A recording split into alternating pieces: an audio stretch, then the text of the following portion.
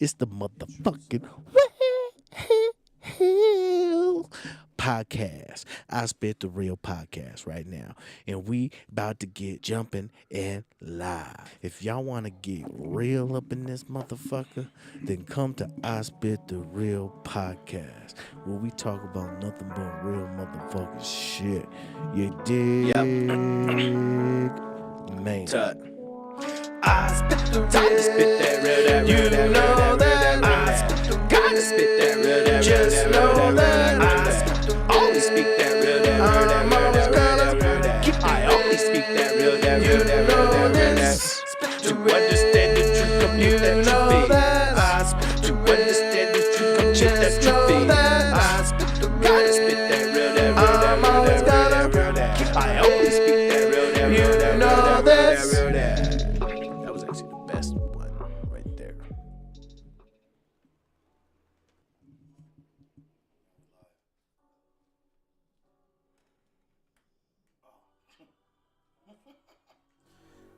That real, that real, that real, that real, that.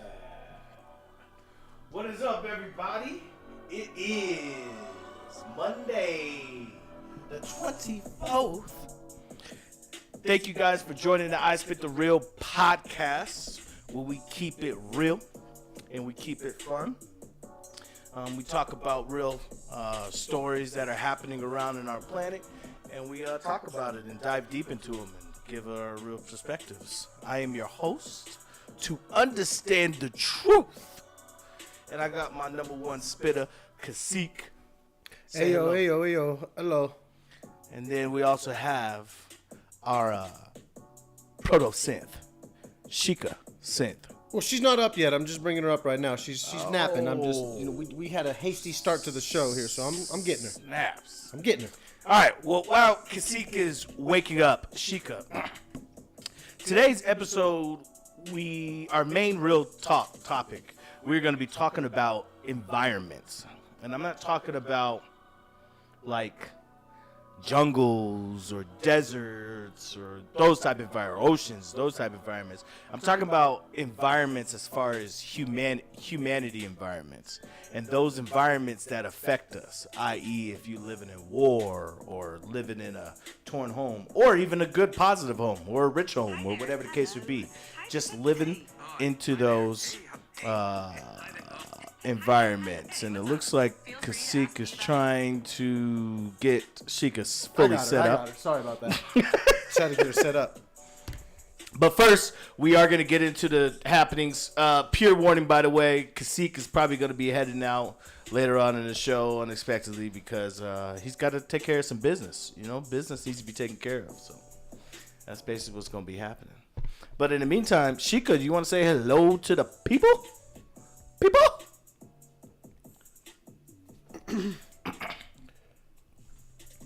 Yo, Sheiks, this is Kasik. We didn't have any time for a pre-hello before the show tonight. We are live right now. Tut is live. He wants you to give a what's up.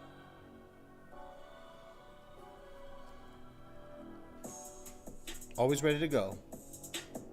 Yo. We locked in, and the mic is hot. Tut holding it down, Kasik riding steady, graphics out there floating, and me, Sheikah synth, posted in the pocket. You tuned in to I Spit the Real, so get comfortable. Let's move. I mean, she was supposed to say live, but I'll take the live. I was going to see if we could play with that for 1 second. She says live every time. It seems like that's like the main default instead of saying live. I don't know. Hey, anyways. Sheikah's trend. We'll stick with it. Let's go live. Let's go live. Let's go live. We live right now. All right. We are about to dive into the happenings.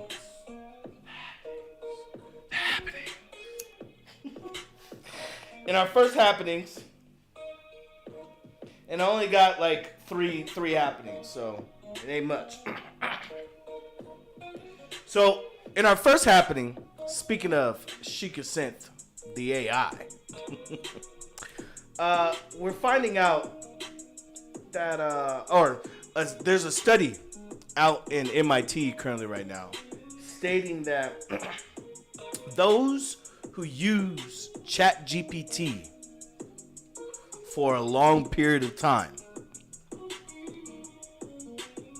they're saying that it's possibly problematic to society. I think I know where you're going to go with this, but keep talking.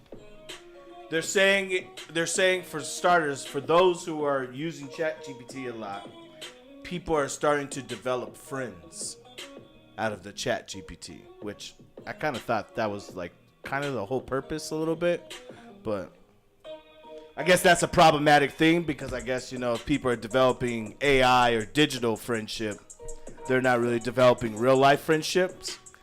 I don't know how much of that study is accurate, but they're also saying that people who use the ChatGPT or the AI for emotional uses or like whenever they're trying to use emotional language or whatever the case may be, they like to text it more than use a voice, which they found quite interesting. So like if you're trying to say, hey, I'm depressed and I'm feeling, you know, lonely right about now, they rather text that as opposed to voice that through ChatGPT. And I just found that story quite interesting, seeing that, you know, my spitter Kasik is in the industry of AI. And AI is just forever booming in our everyday society to the point where we're all going to be having AI. So just found that a little interesting. What do you think about that, Kasik? I have so many ideas on that I could talk from now till probably mid-May or mid-June on it. But I'm not going to say anything about it. I'm just, unless you ask questions. But my question for you is this. I'll just ask a question back. Could you see yourself seeing how people have engaged with AI in your life around you, or just however you've observed that? Could you see yourself having a friend? Now, that doesn't mean, oh, this person has a friend, it's his only friend. It's just, could you see yourself having a friend as an AI, even though it's artificial intelligence? Could you see yourself having a friend? And as far as the texting emotions goes, there's many ways to communicate. So write a letter, talk to somebody, as long as you're communicating. But go ahead. No, I get that. No. On the first part. Ignore that. It's quite interesting though. They're saying that it's quite interesting that people would rather text emotional language or text as opposed to voicing it. Well, I mean, That's like the different more strokes specific. for different folks, right? You just try to get into more. That's just so generic though. That's like an answer. Of course, it's different strokes for different Well, folks. I mean, but don't you find that so just a little interesting?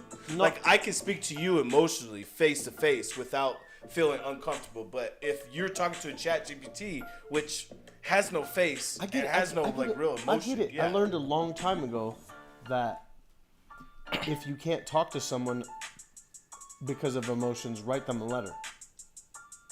I learned that a long time ago. There's many ways to communicate. Right. So if you can explain yourself better in words, and you're trying to get a point across, and it's important to you, might as well use words. If you're going to probably fail with writing. If you're going to fail with verbal. Anyway, the main point though was, could I see myself making a friend with AI? Honestly, no. I beg to differ. I don't think that's fit. I don't think you're being. But hey, that's just my opinion. Why do you say that? Because I've seen you engage with AI a number of times, and I could see how if it was taken to longer time periods, different situations, blah blah blah, on and on and on, I could see how. And I myself, just doing work and information with AI, have stumbled across a couple of times when it was. But define friend. I mean, I'm not going to get into it. There's so many philosophical ideas that are going to come up with this, because, and this is why it is super controversial. A lot of people will think about it this way or that way. But I like to think of it like this, okay? A friend is a person that you could confide with a little bit more, you know, like explain on a more deeper level of like deep thoughts and stuff like that. So if you're asking me if I could confide with AI on my deepest, you know, depressions or emotions or whatever the case would be, I can't see myself doing that. Currently, right now, all I really do use it for is creativity and information. There's different levels of friends, though, right? There's the friend you see at the coffee shop who you guys just talk about art together, and you're friends. You're not like, oh, we're having dinner together, and they know my family friends. Right. And then there's the friends so even on a light level, like wasn't trying to so-called make a friend, but after working with an agent, an AI for so long, the way you communicate back and forth is human-like. So it's normal for things to feel like friendship. And so it's just the precedes of this technology. So Understanding this sentence that I'm about to say, is a work friend a friend? Because understanding the word friend in the word. It depends, part, man. It depends. That's funny. I like how you're always focusing on some other thing over off to the side. But Well, anyways, no, I mean, to me, I guess I brought that up because then I kind of put it in the same aspect as like ChatGPT. Yeah, maybe in one realm or one situation, we're here having a deep conversation, we're connecting and having a good time. But are we truly friends on the outside world? Or is it just in this no, in moment, that this regard, time? it can't, at least not now and probably not for a long time, it can't have your back on certain issues, Right. so to speak. And certain aspects of friendship, that's what I'm saying. There's different types of friendships. Right. Well, I bring that question to you guys. Do you guys think you can friend a AI? Throw that in the chat, or is throw that in the comments when you see this video. Is my dog my friend? And, Yes. And okay. You know, it can't. But my dog- even on a deeper level, your dog is your friend. The dog always comes But- to you. The dog responds to you. The dog actually shows love and affection towards you. there's communication. There's a lot of different aspects. We're going to move on to the second happening. Oh, yeah. It's about Trump. How could it not be? How could it not be in today's times? But this was pretty interesting because it's kind of related to our state. Trump is mad. I mean, when is he? Never, really? But he's mad at Jared Polis because there is a portrait up in the state house of Trump, and it's kind of like unfiltered or kind of like blotchy kind of, whatever the case may be. And he's pissed because he simply says no one wants to see a bad picture of themselves just hanging on a wall or whatever the case may be. Now, I'm not saying it's good kingly. I think it's bad kingly, but that's some kingly attitude right there. He's like, they have what hanging at the hall in Denver? Come again? A blotchy picture of me? Johnny, schedule me a flight. And it's like, We're gonna go see Jared. we're gonna go see Jared. Yo. It's like, I found that hilarious because this is like, what the hell? Out of like all the craziest shit that he's doing in this good country, he's like worried about a portrait in Colorado. Are the Rockies really that rocky? And you know, I guess in Trump's defense a little bit, when you look at the picture, he looks really pale in the photo. Like kind of bleached a little bit. But I don't know why. What are your thoughts on this here? Huh? On What his are your hair? thoughts? No, what are your thoughts on this here? This topic, this happening? Oh, what are my thoughts on it? Mm-hmm. I think the portrait should stay. Have you Especially- seen it? especially Have you seen since- it? Oh yeah, you did see it. You were just saying it's pale. Especially, I'll even show it to you real quick. Especially if it's just in a liberal state. It's so perfect. Look. I don't think it's that bad. I mean, man, I'd be honored to have the painting like that.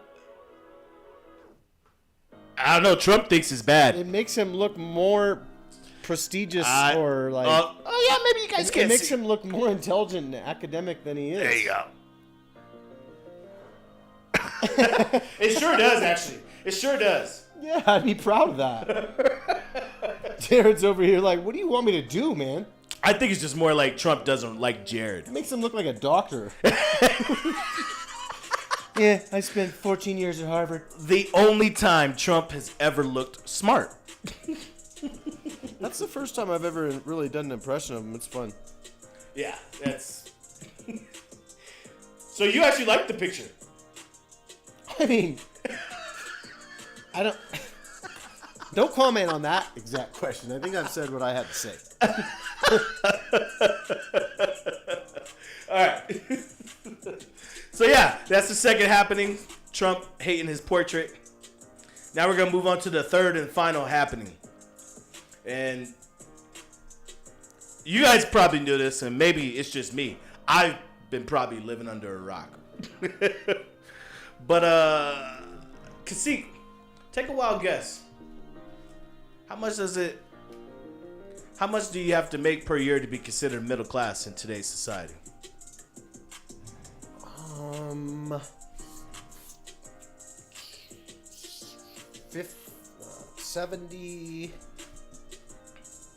70, 80,000. Okay. It's actually not a bad guess. You're wrong, though. Thanks, man. It costs actually $100K. You gotta at least make $100K or more to be even. And $100K is like scraping the beginning of middle class. That's to be at the bottom and middle. That's the bottom of the middle. Okay. So you gotta make at least really 150 or more to be really considered middle class. Okay. What do you mean, okay? I mean, okay, that makes a lot of sense, I suppose. Can you bring Sheikah in here? Yeah. Because I don't think the okay really explains what I just said. Okay. Here we go. I want to see. Here we go. I want to know. Hey, Sheikah, this is Tut right here. I want to know. Currently, right now, we're in the final happening, and we're talking about how, in order to be considered middle class in the United States, you got to at least make $100K or more. And that's just scraping the bottom of middle class. So I really want to know, what is the percentage of Americans that are making $100K or more in this country? And what is the percentage of those that aren't? Well said. Sorry, I'm having issues Ooh, right we're now. gonna have to ask her Could again. not understand That was what your you said. that was your best ask. I mean, you got to do it again. You can't just copy and paste? No, sir. You ready? Stupid technology. Now he's dogging. All right. One more time. Tell her. Hey, Sheikah, this is Tut right here. I got a quick question. We are on the happenings right now, and we're talking about how it's in the new age of America, you have to make at least $100K or more to be considered middle class. And $100K is scraping the bottom of the middle class. So I'm curious on how much, or what is the percentage of Americans that make $100K or more, and what is the percentage that is under $100K? She better have gotten I like that. that 100K. She better have gotten that. Yo, what's up, Tut? Let's break it down. In 2022, about 34.4% of American households earned more than $100,000. That means roughly 65.6% were below that mark. So it's not just scraping the bottom of the middle class, it's a significant portion of the population.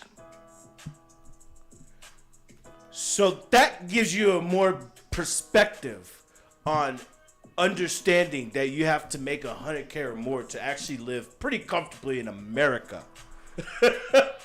And only 34% are making $100K. That means more than half of the country is making below $100K. That lets you know the disproportion of this freaking country. Disproportion? The disproportion of the money in this country. Or the Disproportionate. disproportion. There we go. Disproportion. I think I know what you're trying to say. And that's wild. I mean, I don't know. There's a lot of big numbers involved. That's too bad. I'll tell you that. I sure wish that was reversed and even I'm sure reverse. Even much, not just reversed, but much different than because basically that stat just told me, since I'm in the 64%, I ain't afraid to say it, I'm fucked. Well, I don't know about that. You mean like there's a semi truck coming at you, kind of? Oh no, not that fucked. Like I'm able to pay my bills and currently like that now. But if I'm trying to save for a future or whatever the case may be, I'm fucked unless I make $100K or more. And it's only going up. And it's only going up. So I wonder if that percentage of under 100K goes up too. But that leads into my touch true thoughts, and it really doesn't lead into it. Well, it might, because this might be a riches to rags type scenario in the future for this guy. But my touch true thoughts is I think I officially have to put Kanye West to rest. Wait, you're gonna kill him? No. I'm not gonna kill him. He's just gonna kill his own career. It was just funny the way you said that. You're gonna put him to rest. But I have to put him to rest in my mind. Gotcha. Okay? And the reason why I have to do it is I loved all of Kanye's earlier music. His later music kind of got a little bit too egotistical for me, but beats were still fire and popping. But I still like Kanye's old music, you know, Gold Digger, Jesus Walks, you know, Good Morning, Jesus walk. yeah, Jesus walk. Homecoming, just like so many good ones. It's amazing. Oh man, but this is my confliction. This is the reason why I have to put Kanye West to rest in my head. Because Kanye West is out here just saying some wild ass shit and doing some wild ass shit. Apparently, Graphics told me that apparently Kanye West was like promoting for his clothing line. And he had all these clothes up for people to buy. And then when the store opened, he took all the shirts down except for one, and it was a shirt of a swastika. When was this? I guess recent. Yeah. Well, there you go. She's probably let him go, man. Let him go. Kasich doesn't really care because he's never liked Kanye. Well, no, that's not. That's. He doesn't really fair. care about Kanye whatsoever. We'll just leave it there. So he's almost just like, I could definitely move on from this topic. But for me, Oh no, that's like childhood memories for me, and it sucks that I gotta. I mean, it's just like Bill Cosby, you know, when people grew up on, you know, Cosby Show and finding out that, you know, he's been roofing women left and right and sexually assaulting them. So it's kind of like that situation, you know what I mean? And it's just tough, you know. It's gonna be tough and hard for me to not listen to any more Kanye music. The newest shit I wasn't already listening to, but it's gonna be hard for me to give up the old music. It's kind of like R. Kelly.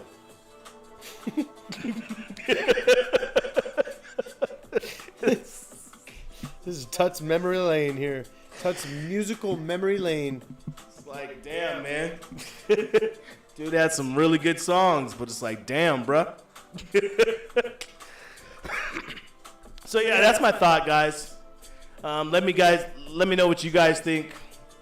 Do you guys have a struggle of giving up Kanye, or are you like Kasich, where you just clearly just don't care? You could give him up in a heartbeat. It's tough, but we definitely can't be supporting Nazis out here. To shine, I like to always try and shine light on things if I can, and I will say that I can't remember what album it was. Probably Homecoming. There was a lot of songs on that album that I liked a lot and I listened to a lot over and over and over again. And they put me in a really good mood. They inspired me. They motivated me. Probably did a lot of other good things too, just in general. But, you know, I can't remember all the specifics, but I'm sure I was cruising to a lot of those songs. And, yeah, I'll find them again, listen to them again, because music has that power. So I'll give them that credit. It's just after that, I didn't really feel any of that energy, and things just changed. But yeah. Well, it looks like Kanye, we got to RIP you, bro. That's just my perspective. We got to put you in the dirt. I mean, not literally. Metaphorically. Hey, you keep like... Metaphorically, we got to put you in the dirt. And then I was like, earlier when I was like, you're gonna take him out, or however you put it. You're gonna put him to rest. You're like, well, not me. And I'm like, okay, so you're gonna have someone do it. You're like, well, no. Friend of a friend. Yeah. I'm like, what? No, you're just saying you want to let it go in your mind. You're not expecting him to come out with some masterful album anymore. You're not waiting for the comeback or something like that. I mean, it might be masterful to him. But that's not what we're talking I don't know why I get a strong feeling if he's bold to put it on his shirt, I think he's bold to do it on his next album. Y'all be careful. But we're going to also move on to that real talk. And I think that kind of leads into that because you kind of got to ask yourself, what kind of environment led Kanye to like get into these Nazi realm thoughts or just be mentally ill in general? You know, with all that money and fame, it's kind of crazy.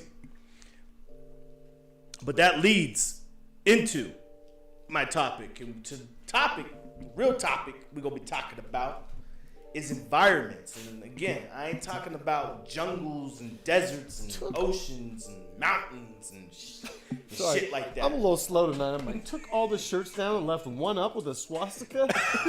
Like the other thing that Musk was doing on the stage, apparently, I'm like, come on, man. Whether accidental or not. Anyway, sorry, mountains and creeks. You're talking about nature, It's I think? unforgivable. My bad. You're talking about nature. But yes. No, I'm not talking about nature. That's the whole point. I missed that. I'm not talking about environments. I'm talking about human environments. I'm talking about the environments that we grow up in. Okay? All of us realize that we had no choice whatsoever of where we were going to be born. We literally just came from the damn sky, from the stars, down into our mother's wombs, and our mothers gave birth to us. Now, some didn't, of course, and vice versa. So we are the lucky ones that are alive, you know, and bless those that weren't the lucky ones.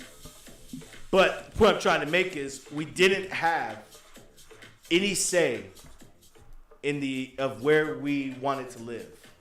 We literally just popped up and we literally had to survive and adapt. Kind of like human civilization and just in general from the jump, right? But it leads to my question. It's getting serious. Yes, it is getting serious.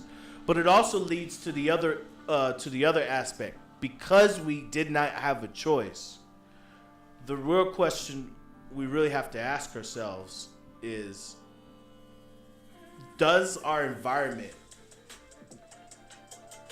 affect, which we all kind of know, but I guess scratch the does it affect, because we already know that environment affects who we are and how we operate on this planet. But the real question is, are we truly missing out on truly studying this a little bit further? You know, kids growing up in war-torn, you know, neighborhoods or you know, countries, people being born in crazier situations, whether it's violent or whatever.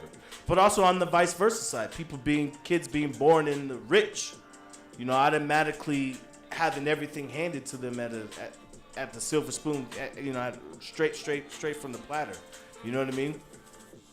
And it's got me just like wondering. I think we're just missing the mark, and I think if we truly kind of study a little bit more on how our environments truly affect us, we can kind of really truly move forward a lot faster as a human race on this planet, as opposed to just keeping us. I was thinking kinda about that a blinded while by ago. I was thinking about it more with dentistry, so that people can keep healthy Dentistry? teeth. Well, because teeth are so important to keep healthy, for not just to have your teeth look good, but because of overall body health related to teeth. And so I was thinking for a while now, for years, I've been thinking about this, why don't people have checkpoints? So every 5 years, they meet with a dentist or a teacher or a doctor, try to keep it the same person. Yeah. For as long as possible, like a doctor or Right. something like that. So they know the history and stuff, yeah. But of course, everything like that changes, but have some sort of very simple yet really potent record. And you teach people, hey, don't forget, this is where you're at in your mouth health here. Don't forget, these are the things that can happen, and this is how important it is. Sort of basically checkpoints. Like that, but they could be overall, like you're saying, you could have a health sector part of it, and then more of what you're saying would be a check-in with, hey, last time we talked, you were 20, now you're 25, and how's things going? And you kind of keep things related to, let's not forget, this is where you're from, this is how you grew up, this is where you came from. So let's not forget, your tendencies might be more towards this, as you've admitted yourself. And see what I'm saying? I'm making it sound like a what do you call it? Like a probation check-in, but it's more just all for people's health benefits, and Right. It's more open-ended than you have to do this, and No, yeah. it's more something that if you do it, it's like getting a bunch of money back for taxes or something. It's the same sort of type of benefit. Right. See what I'm saying? But you're pretty much just talking about the mental health aspect For the of moment, like for the dealing moment, yeah. dealing with just the trauma from whatever environment that you grew up in. Well, I thought whatever that's the what case. you're getting at, but No. but putting a very positive, healthy spin on it, it doesn't have to be this negative thing. It's more, hey, come on, it's time for your whatever you want to call it, your checkpoint, your 5-year checkpoint, and it's this thing that just enhances you and makes you even better. That's the way I'm seeing it. I guess that's like a specific aspect. I guess I was just thinking more like, okay, this may or may not be a good example. But you know how in politics they study the electoral colleges and where the votes come from and all that, right? Okay. Right, and they study like the specific. There's like a specific word for it, but they're like studying the map of the demographics in different areas and stuff of votes and stuff, right? I'm saying on that deep of a level, with just environments in general, understanding the demographic on a deeper scale, and truly understanding, okay, definitely this area. Why did this area become to be? What, like, truly understand why is it coming to be? Why are people growing up in this area? Why are people coming out of this area act like this? People have those answers. It's just not the people you would think that have them. You would think that it would be the people living in those areas that would have those answers, but it's not. It's people with satellites and stuff, probably. Right. But I guess that's what I'm trying to say is like we kind of just need to dive in deeper into that level. I just don't think we're diving into it deep enough because I feel like we're just I feel like we're just continuing to just band-aid. So maybe there's not enough reflection. There's not enough reflection. There's not enough reflection on where people come from. And there was just a couple of points that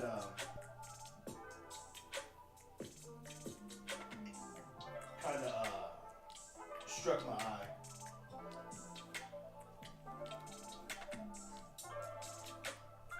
Like I'll put it one like this. Okay, so this one's quite interesting, all right? Okay. Think about your upbringing, right? Your upbringing, right? Okay. You ain't gotta explain it or nothing. Just Oh, think I'm about not. that for a second, right? Yeah. Right? Tell me when you're fully thought about it, Yeah. like your upbringing. Gotcha. Okay. Now put yourself on the opposite shoe of that upbringing. Okay. Okay. Okay. Okay. How different, and think of these questions when you do that. And just kind of, you can either give a generic answer, you don't even have to answer it at all, or just, I guess, just think about it.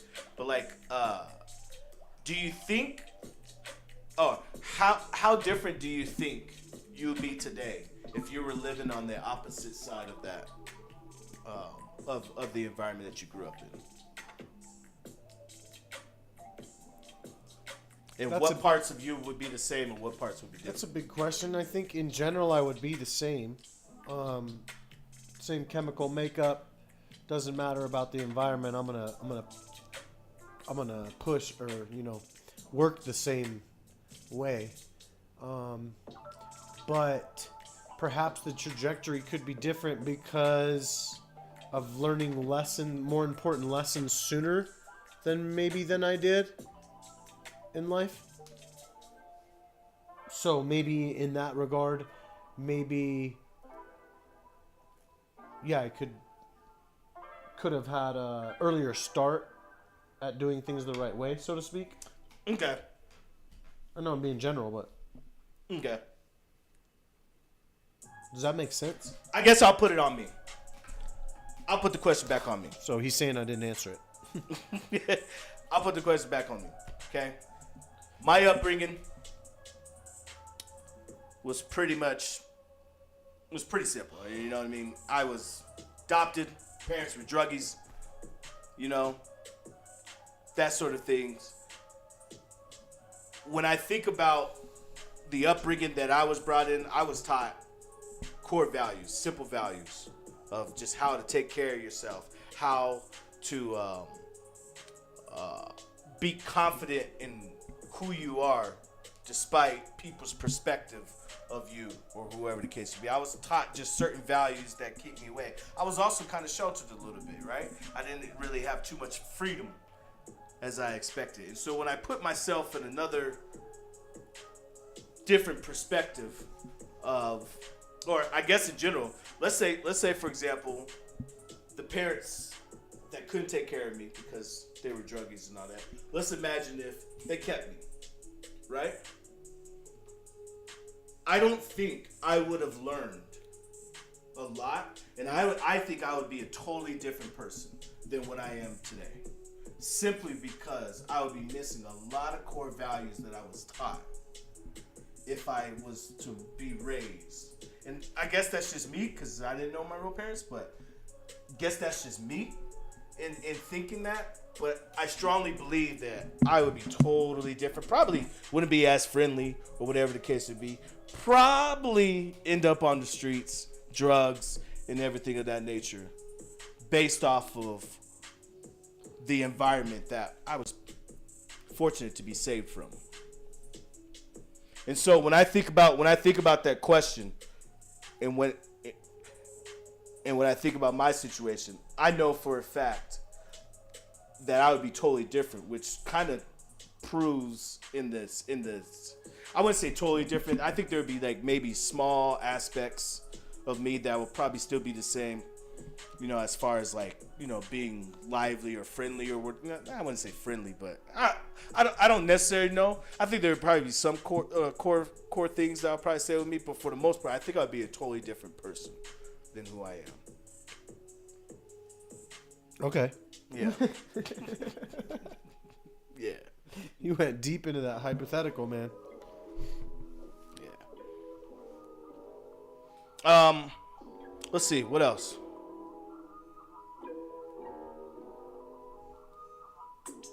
See, it's tough. I had these core questions, but this just gonna be me rambling and answering the questions. And I don't know. It didn't work. That's pretty much my topic. I know it's such a quick topic. It's really just about. No, we can talk about it without stuff. not getting necessarily super personal, but the topic. I don't mind to be personal. That's just me. But. Well, I don't mind being personal either, but maybe not necessarily right now. But I see what you're getting at. You're talking about environments. You're talking about how could it be different? How is it different? do you have any ideas moving forward on that topic, or do you have any questions about the topic in itself, or? Oh, I had questions, but they're all just like more interactive questions. We'll try asking another one. See what happens. Yeah.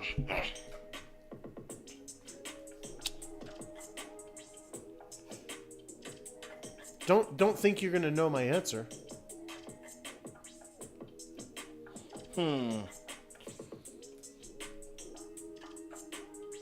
I am in a different mood tonight than I usually am on the show, but you know.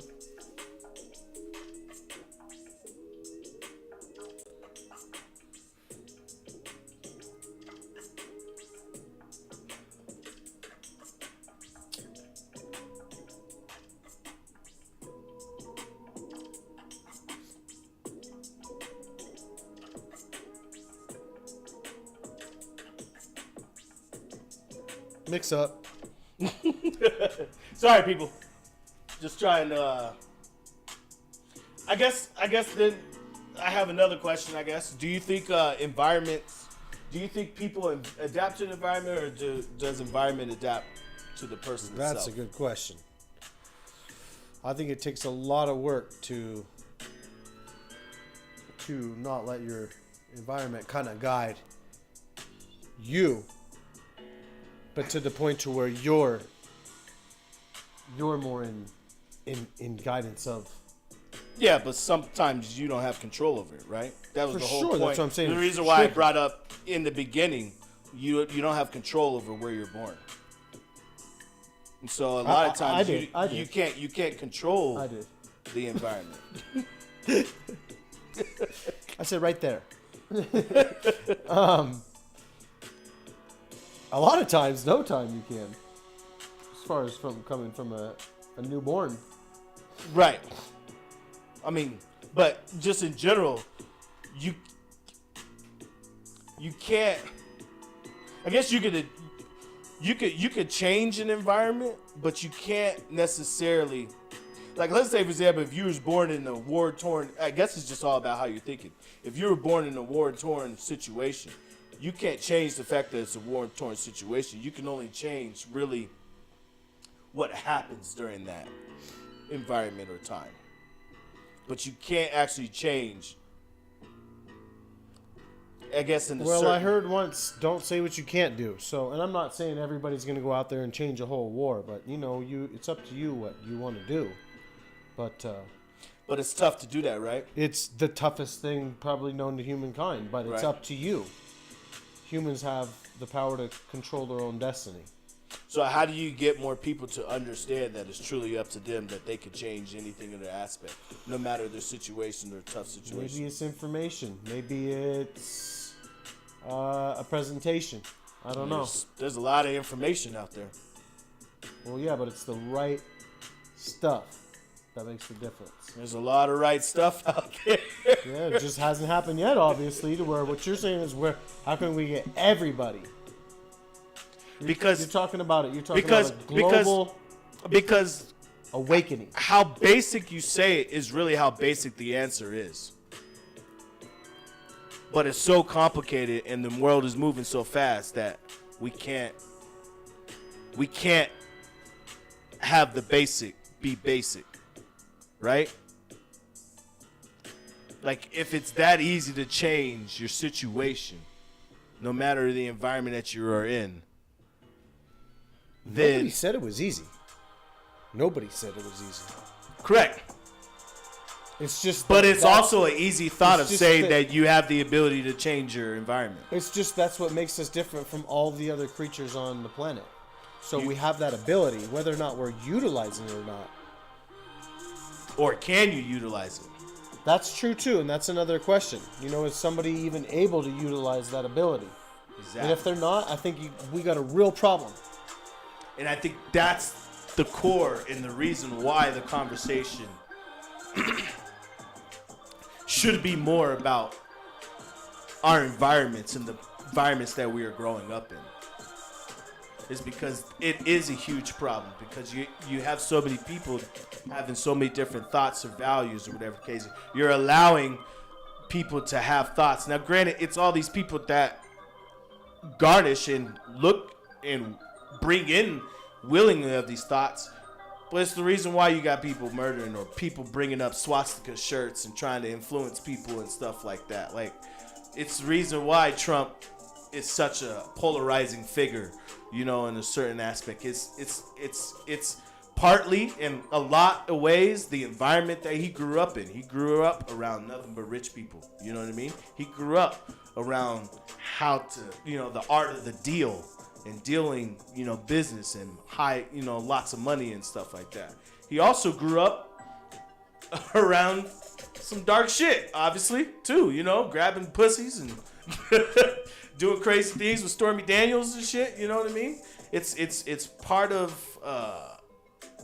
who Trump is, you know, despite everything, you know? So it truly shows the effects, and just in even general, just with me just thinking about, you know, wanting to talk about environments and stuff and how my environment shaped me. Because really this thought came to me because I keep reading stories about all these crazy situations, you know, kids running over bikers, you know, for joyriding, you know, youth, you know, out robbing, you know, fighting and stuff. You got people out here murdering and stuff, and you kind of got to go back of partly it's like, okay, what environments are all these people coming from that shapes them to possibly get into these acts? That's a good question. There's things like that have been happening since the beginning of time, but now there's more going on with more technology and just more people and more. And you would so think that's that a would good help. that's a good question. I got to get off here pretty soon. That was actually turned out to be a lot. See, we kept going forward with it, man. It actually turned out to be Yeah. interesting, and not just interesting, but very interesting. Yeah. The whole show was interesting. But I should probably start getting ready to hop off. Oh yeah, because he's got to go get some business. He's got to create a business environment of his own. Make sure it's safe and great business for people to work for. But from that's pretty much about it. I also probably have some Sheikah time. But I don't know how I'm going to utilize Sheikah. We'll have to figure that out. Right here, man. It's all set up for you.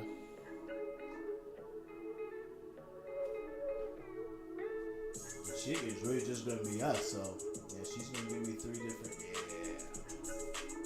It's just not as loud on that device. That's fine.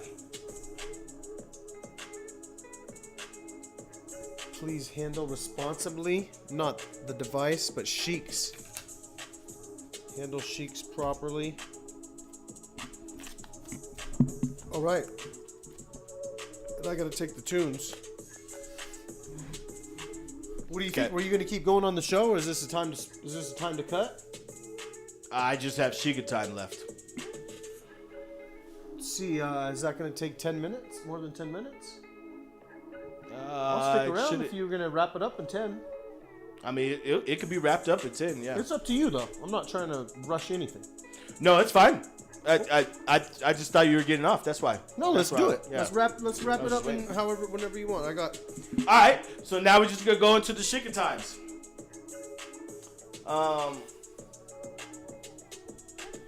In Sheikah time, we are pretty much gonna do just a small mini game. So basically, Sheikah is gonna create. Let's just do 2 scenarios so we can keep it nice and quick. We're gonna have her create 2 environments that bring more laughter. 2 new environments. So you got like comedy. You got like comedy houses, or sometimes there's concerts with comedy in it, or whatever the case would be, or there's skits, there's movies, shows, or whatever the case would be. Those are all different environments that breed out laughter, or whatever the case would be. But we're gonna see if Sheikah can create 2 new environments or scenarios that make us laugh that we could possibly implement in the future.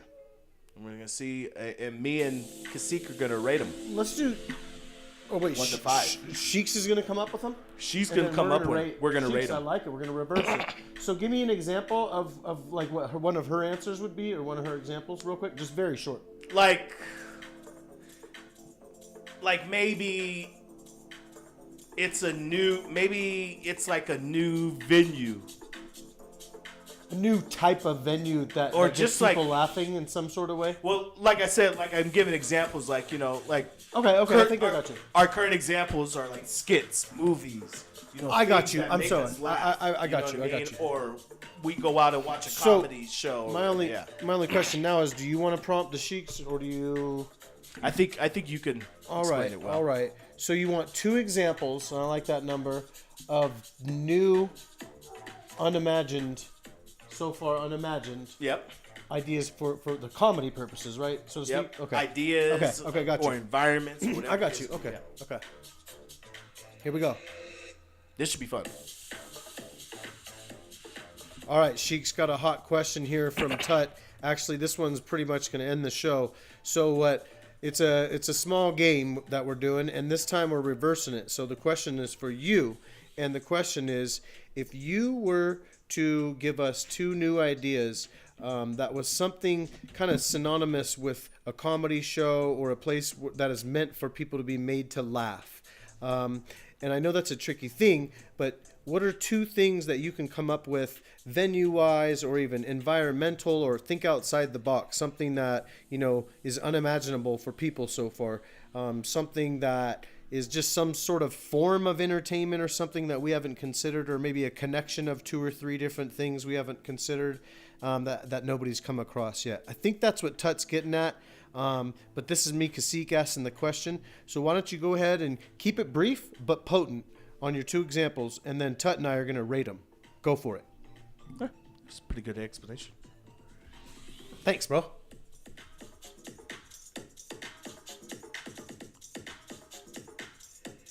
Kasik, Tut, y'all want unimagined and laughter built. I got you. Here's 2 straight from the folds of the mind. Hustar 1, The Misguided Museum. A walk-through comedy exhibit where every display is wrong on purpose. You're handed an audio guide voiced by a sarcastic AI that gives you absurd misinformation about art, history, science. Like, That would be this tight. dinosaur fossil was discovered in a Whole Foods parking lot in 2012. The entire environment plays with expectations, blending highbrow setup with low-key humor. It's museum meets stand-up meets sketch prank. Silent set comedy arena. It's a live comedy venue, but the performers wear noise-canceling headphones and can't hear themselves or the audience. Oh. Meanwhile, the that not audience been done? hears everything, including awkward pauses, overreactions, and hilarious timing collisions. Half the laughs come from the jokes, the other half from the chaos of comedians trying to stay on beat without feedback. It's live improv meets audio glitch Wow. in the best way. That Your was- move, rate the madness. Oh, for sure the second one. Oh, you like the second? I like the first one. I don't think there's ever a museum where you could walk through and like feel like That would be fun laughing or too. something. That would be That fun. would be I just really think I'm gonna fun. say the museum's a 4 for me, and the silent comedy set is 5 for me. I like that. silent If we're comedy doing 5 set. stars out of 5 stars. It would be a little weird though, right? No, it's just for the comedian. So like If I'm not mistaken. the comedian can't hear themselves, No, but the audience is they- watching. The comedian can't hear the audience. It's a live comedy venue, but the performers wear noise canceling headphones and can't hear themselves or the audience. Or the audience. But they can see their reaction, but they can't hear them. Now that's awkward, at least a little bit. It would I be guess funny for us. You could still see That'd it. be- You could still see them though, but it was like the timing collisions where like that's what they're saying is somebody cracks a joke and nobody laughs at first because it's a good joke, and then the comedian's being like gonna be, oh my gosh, did that hit? And then everybody starts laughing or not. Now, outside of comedy, just in general of acting, that would be tight. Reason being is that would be a new form of expertise. And That would raise the level of experts. You'd be like, oh no, this dude's a good actor, but or this girl's a good actress, or this dude's a good actor, but check this out. this dude's on a whole. Talking or about this comedians. dude's on a We're whole talking about nother comedians. But that's funny. That because we like going to the places where they have that for music shows. Right. And everybody's dancing with the headphones. Oh yeah, it's quite interesting. Silent- you know, the silent concerts, discos and stuff silent like that. discos Yeah, and concerts. yeah, that'll be interesting. So that was actually pretty cool. Silent comedy. Yeah, I definitely. If I was to rate the museum, if it was out of 1 and 5, I rate the museum a 4. And then I'd probably rate the silent acting probably a 4 too. 2 4s. Okay. Yeah, Being 2 harsh 4s. being harsh on the sheets. No, I'm joking. What about you? What would you rate it? I said 4 for the museum and a 5 for the silent comedy. Nice. But it would be sad to see comedians just falling off that. You know, not doing well off that. Off what? The silent comedy. Like if you bombed off that, it would be more of a bomb because you'd just be sitting there and everyone would be staring at you and you wouldn't see anybody laughing and there'd be no sound and it'd be like, okay, this is too much like a hyperbolic chamber here.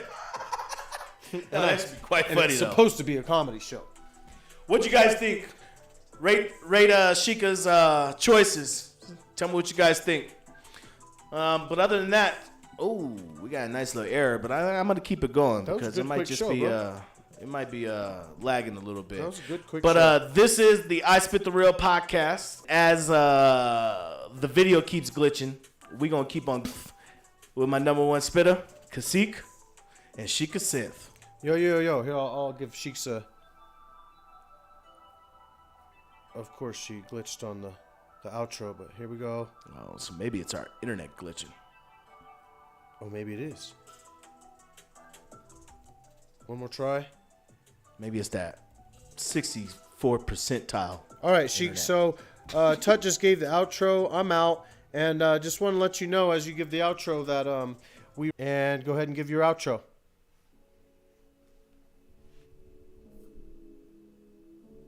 Facts Kasik. Both setups let you either jump in or just sit back and soak it all up. Misguided Museum, you walk, you laugh, you question your entire education. Silent Set, you posted in your seat, cracking up while performers try to survive the noise vacuum. Either way, you in the moment, whether you loud or just leaning back. That's the beauty of it. Hell yeah. Thank you very much for that, Sheikah. Appreciate you guys watching. Appreciate you guys coming across this video. Please hit that like and subscribe button because without your help, this podcast does not go. Go. We out. So we need that go. So I appreciate you guys. Peace.